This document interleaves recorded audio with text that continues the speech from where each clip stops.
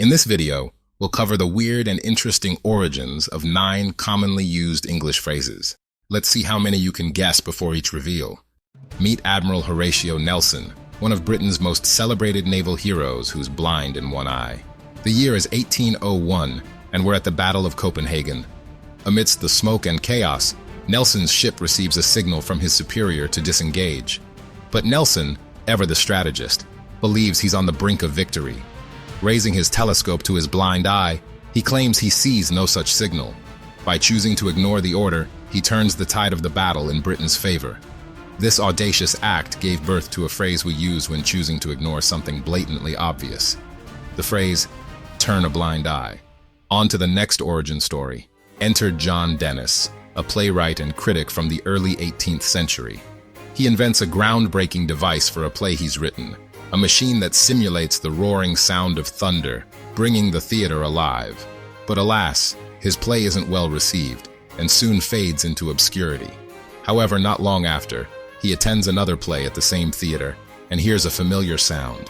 To his astonishment, they've taken his machine for their own production. The originality of his invention is overshadowed, and the brilliance of his thunder is claimed by another. This act of overshadowing led to a phrase we use when someone takes credit for another's idea.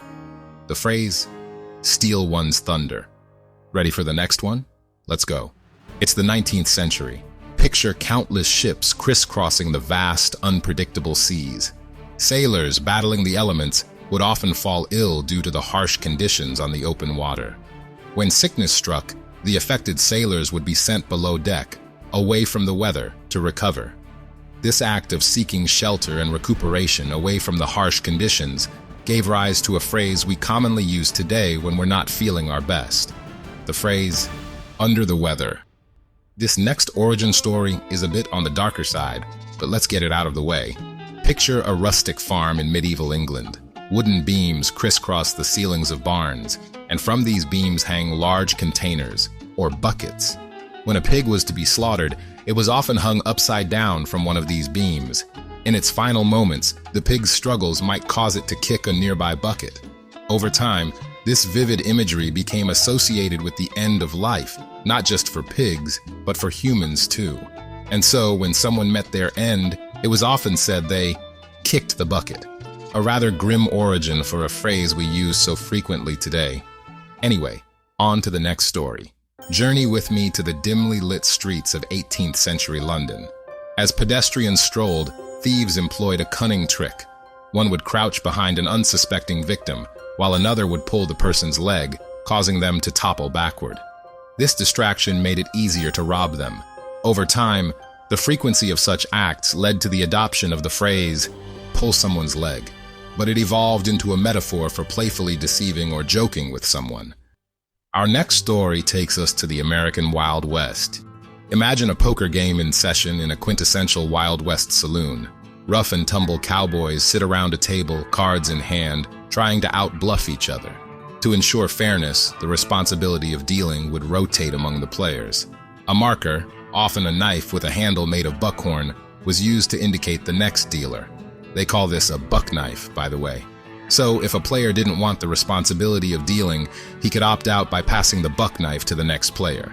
This gave birth to the phrase, "pass the buck." Over time, this phrase took on a broader meaning. Instead of just avoiding the role of dealer, it came to signify avoiding responsibility altogether. Now we're heading to the year 1887, when German-American inventor Emil Berliner invented the gramophone. While the gramophone was futuristic for its time, it's very primitive by today's standards. For example, it had no volume control, so when things got too loud, an impromptu solution was to stuff something into the horn, usually a sock. This would help to muffle the sound. This makeshift volume reducer birthed the phrase, "put a sock in it," which has become a cheeky request for someone to shut up. The next origin story takes us to 17th century Europe, where hygiene wasn't as it is today. Lice were a common problem, and one of the solutions was to shave one's head to prevent infestations. But going bald, especially for the elite, wasn't seen as socially acceptable. So a new fashion craze emerged among the elite, the powdered wig. And as you know, some folks just love to imitate the elite. So before long, many people were sporting powdered wigs, but only the wealthy could afford the most elaborate ones, which were made with human hair, required expensive maintenance, and were extremely big. Soon, people were able to distinguish the elite from the commoners based on the size of their wigs. This gave rise to the phrase, big wig. And we use the phrase in the same way today to describe someone of high status. We're just not wearing those ridiculous wigs anymore.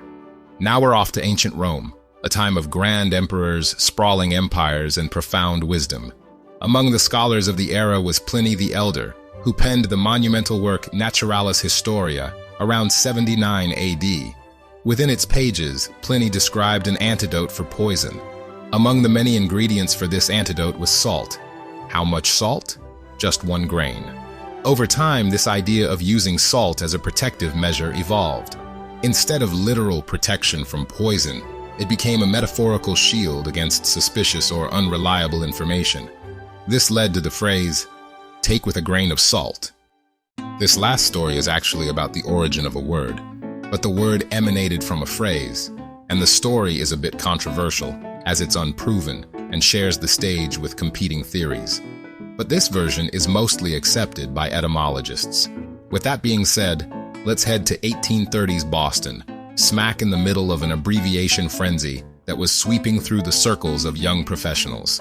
The frenzy was comparable to our use of things like OMG and BRB in text messages. But back then, they did it with a twist. They would deliberately misspell words and abbreviate them for slang purposes.